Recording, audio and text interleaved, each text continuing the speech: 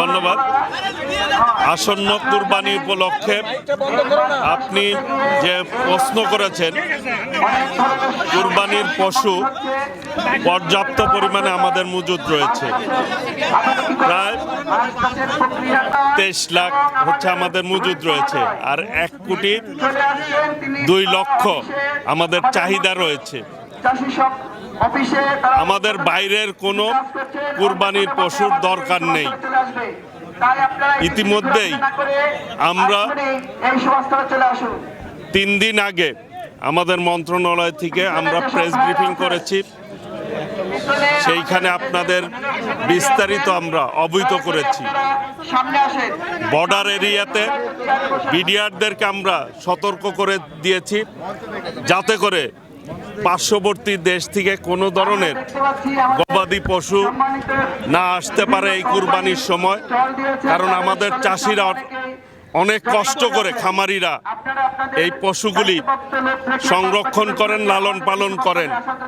কাজেই তাদের যাতে কোনোভাবেই তারা নিরুৎসাহিত না হয়, তারা যাতে ক্ষতিগ্রস্ত না হয়, সেই জন্য আমরা সব ধরনের পদক্ষেপ নিচ্ছি আমাদের পক্ষ থেকে।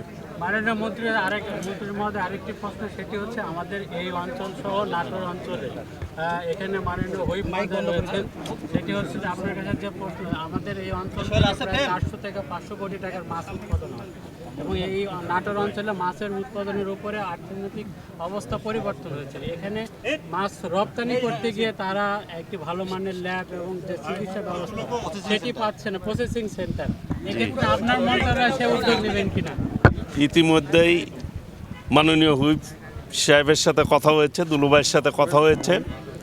আমরা ইনশাল্লাহ এই নাটোরে, উনি বলেছে আমাকে, এই নাটোরে যেহেতু চলনবিল এলাকা, এক সময় এই নাটোরের চলনবিল থেকেই বাংলাদেশের অধিকাংশ জেলার মৎস্যের চাহিদা মেটাপ হতো।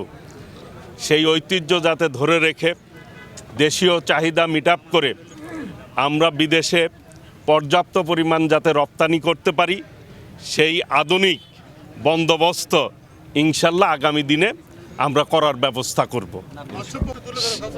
সাংবাদিক ভাই আমাকে বললেন, এইখানে অবশ্যই আমরা একটা আগামী দিনে, আমি দুলুভাইয়ের সাথে কথা বলেছি, ফিশ প্রসেসিং সেন্টার এবং গবেষণা কেন্দ্র এবং এই মাছকে কিভাবে উন্নত করা যায় সেই ব্যাপারে এইখানে আমরা একটি প্রজেক্ট নিব ইনশাল্লাহ।